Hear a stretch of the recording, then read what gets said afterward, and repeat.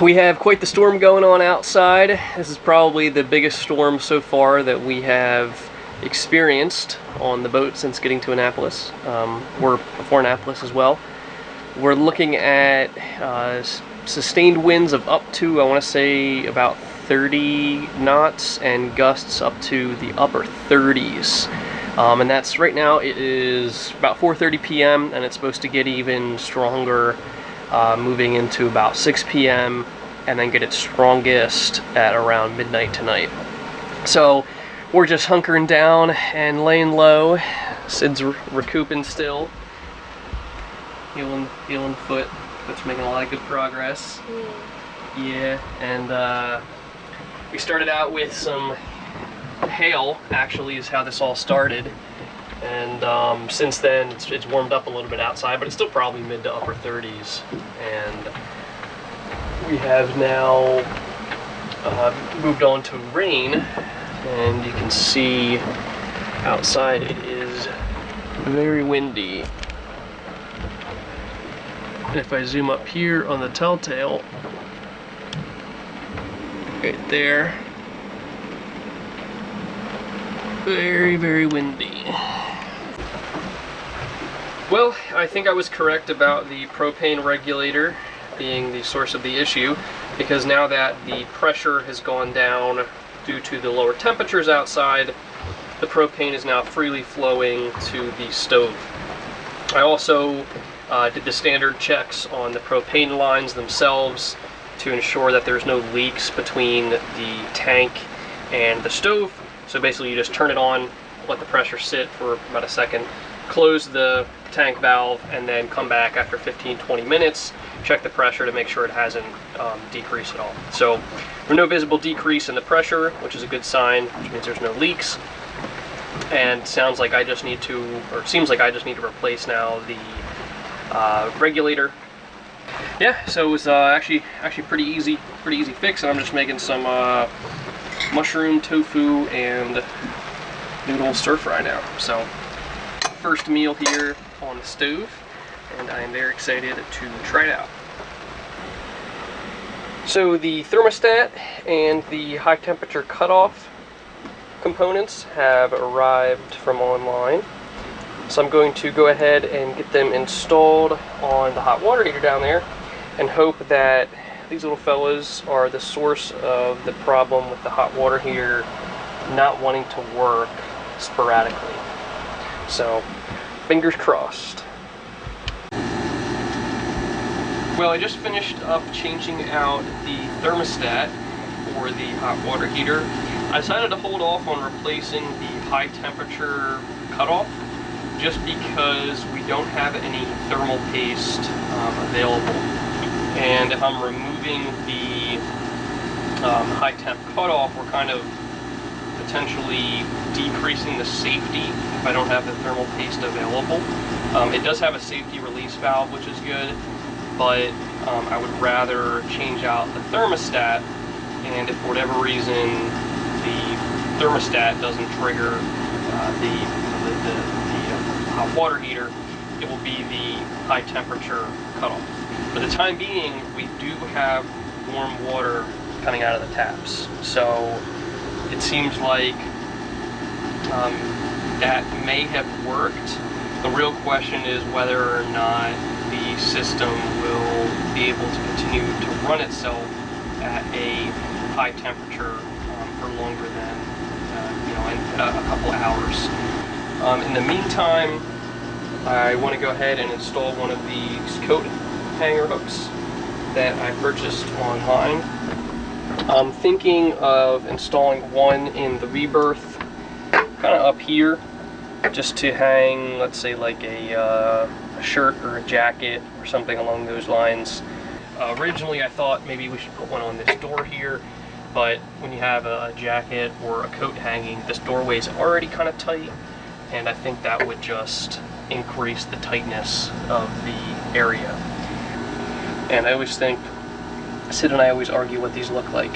She says they look like a fighting octopus with the two eyes and the octopus tentacles coming out, and I always think they look like a woolly mammoth with the eyes and the tusks. So I guess leave a comment if you think it's fighting octopus woolly mammoth.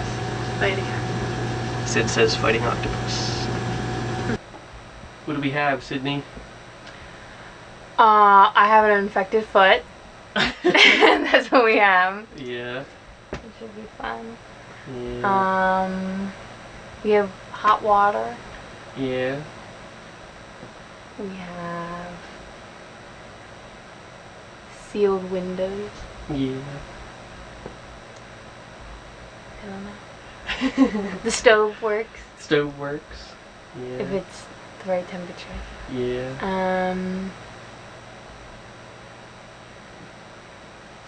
I don't know what. No. I think that's it. We got some bad things and some good things. Mm-hmm. Fortunately, the foot is showing some signs of infection, so Sid is going to be heading back home and going to the doctor's tomorrow morning. Her mom's going to take her. I have a meeting I have to attend to, so she's heading back to the surgeon so they can take a look at it, see what the plan is. Yeah, I don't know. Yeah. There's just a lot of drainage. Yeah. And it hurts now. But no fever. Yeah. No That's chills. good. That's good. It doesn't really hurt right now. Like Yeah. it doesn't hurt. That's good. So Yeah. Just has a little bit of redness around it, inflammation, swelling, drainage, and it's about 5.5 weeks post-op, I think, Yeah. right? 5 weeks. Thankful for modern science and my twiggy. antibiotics. Look at my twiggy leg. Yeah, the twig leg. Look at it. There's nothing there. Saying Sid's new nickname now is Little Twiggy. So that's the bad news, but on the bright side, the hot water now has been working for the past about 24-ish hours, and we've been using it pretty extensively. We took our first hot shower on the boat. That was fun. Right, Sid? Yeah. Yeah. There's a little seat in there for me. Yeah, so Sid was using since she can't put any weight on it, she was using the seat, which is nice. It's kind of built in. So we now have hot water, and I have her little handle there, so she can lift herself up, even though I didn't even realize there's a handhold right here, which kind of makes it redundant. Maybe I'll put it on the other wall. Shower sump is working well. Hot water held up for the entire length of our shower. Started to dwindle towards the end, but that's nice. Nice we can take a nice warm shower. Shower head's a little messed up. If you turn on the water pressure too high, it actually shuts off.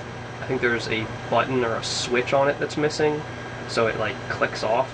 I think normally you'd have to press and hold it to release the water pressure. So I might pick up a new shower head from the Lowe's nearby later today. And we filled up the water tank, got that all filled up. Unfortunately, the water tank gauges still aren't working, so we have to look at it manually, but we use my new little peephole in there to check it out, and use the winter water that the marina supplied us with. So that's very, very exciting. Time to upgrade from this to this. You can see this is the old hose here, and I want to say it's a 3/8 inch. I'm almost 90% sure. So I did buy some 3/8 female adapters to 1/2 inch male adapter. Because most standard showers these days, the shower heads use a 1/2 inch female connector. Luckily this head that I bought, it's about, I think it was like 30 bucks or so. It actually also comes with a stainless steel hose, which in my opinion I think looks nicer than this weird blue rubbery hose. Or is it black? Yeah, I think it's black. I don't know why I thought that was blue. Slightly colorblind.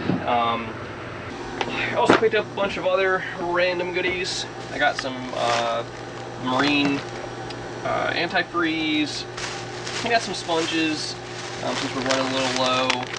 Some reusable nitrile gloves for cleaning the dishes and stuff like that.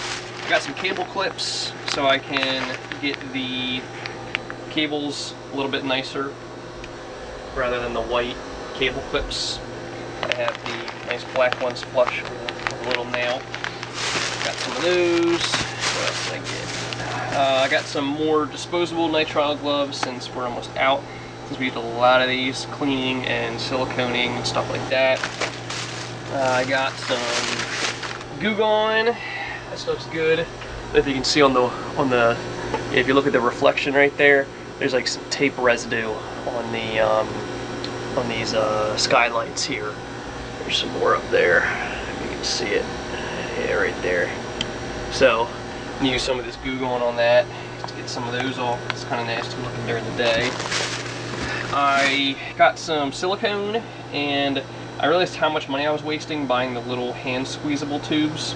So I decided to get one of the, I guess, more commercial tubes, and that requires one of those kind of compression gun things. I actually picked up two of them. I think they were like $6 a piece versus like $4 for the handheld one, which has like 1/4 of the amount of silicone. So, oh, and this is the I like this stuff. It's the GE Advanced window and door projects, so it's designed for indoor or outdoor use, and it's water ready within 30 minutes. So they have a lower end silicone too that is water ready in 24 hours, but this one also has a couple other benefits, like it's shrink and crack proof, and their basic one isn't. So that's pretty good, and it's like $6 a tube, so not too expensive. I also got some teak oil. Gotta have that, of course, in the boat. You know, you always need the teak oil. And then here's some of those brass fittings I got, and I bought a couple other ones just for some random other things I had in mind. So you look at all that, and you'd be surprised at the cost of all that. It was $110. pretty darn pricey there. And oh, and I also got some laundry detergent. So it's in a smaller container, so we can carry it to the laundromat. So with that, I'm gonna get started on getting this shower head installed. I also looked at some sinks when I was there. I need to measure the sink and figure out the footprint and all that. The sinks aren't really, there's nothing wrong with them. Just if I ever want to upgrade them or something. I was surprised how much money sinks are. They're expensive. For a standard kitchen sink, it's like $200. Crazy. But yeah, this was $30, so pretty good deal for a nicer shower. All right, so the shower head is halfway installed, I'd say. Of course, the hose that came with the boat, which is that blue one there, is some really obscure size. It must be metric, if I had to guess. And unfortunately, since here in the US we have imperial versus metric, the 3/8 inch was like a tad too loose. So I like absolutely loaded it up with plumber's tape, like the PTEF Teflon tape, probably like, I don't know, 6 or 7 wraps around the threads, and got it super cranked down, and it seems to be dry. I ran it for about 3 minutes, and there was like half of a drop that had formed coming out of the threads. So I don't think it's a huge deal, considering that, you know, the shower area gets really wet anyway. So I also forgot to mention that I actually originally had the propane regulator also on my Home Depot shopping list. And unfortunately, Home Depot does not stock propane regulators as a standard item in their stores, so I'll have to purchase one of those online. The upside to that is that the weather for the next week or so is going to be in probably the mid to upper 30s, which is a bad thing, kind of. You know, technically it's cold out, but for me it's kind of good, because that means that the PSI of the propane tank is low enough for me to use the stove, which is kind of good. So I want to look online and see what I can find for a propane regulator, and get that online and get it shipped here to the marina. So here's a better look at the sticky residue left over from tape, I believe, that probably was holding some sort of insulation on here at one point or another. but you can see this side has the residue and that side's clean. So I've been using some Goo on, and I was able to get off everything on this portion of the skylight. So now I'm just working through the rest of the stickiness here.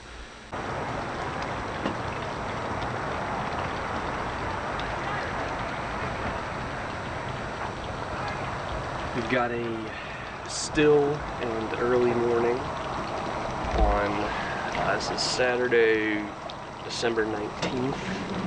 It's about 9:30 a.m., so up a little bit early for Saturday.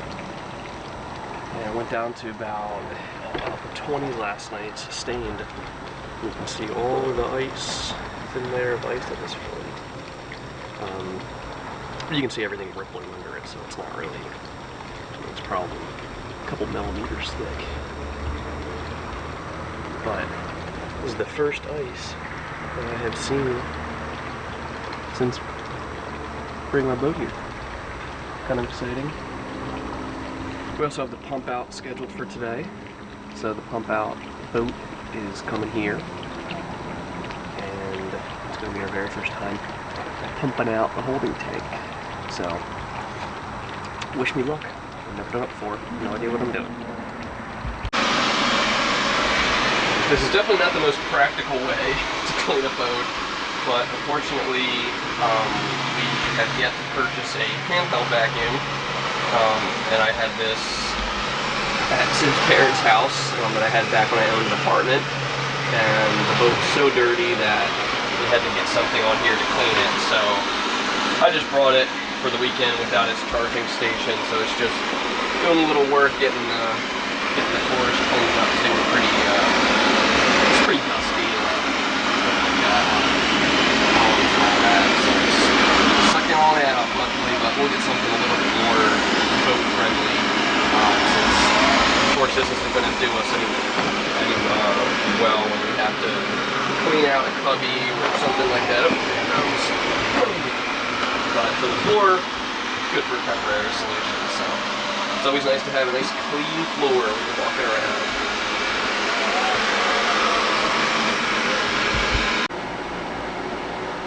In order to combat some of the boat funk smell that has kind of been underlying in this boat since we've been on it. Boat funk. Boat funk. It is funky. Yeah, I agree. So I decided to take up the floor, because we've cleaned, pretty much all of the visible surfaces we've cleaned now. So my assumption is that a lot of that smell is, mold, mildew, mustiness, whatever, under the floor now at this point. Or in other kind of storage areas, under the couches potentially, and kind of throughout the boat and places that we haven't cleaned on the surface level, more kind of like inside. And the floor I think is going to be one of the main culprits because of course the bilge, everything runs to the bilge, so if there's kind of mustiness, I'm assuming it would be in the waterways between wherever the leak is on its way to the bilge, can still be damp. So I'm going to start by taking the floors up and cleaning, and you can see it's pretty dirty. So I'm going to go ahead and scrub that up. Odd thing is it's, big enough for there to be storage under here. You'd think that the floor would be, have some cubby holes or something, but it's just one solid big piece of wood. You can see some of the mold on the bottom of the wood too, the white mold there, so it's definitely contributing. So get that cleaned up.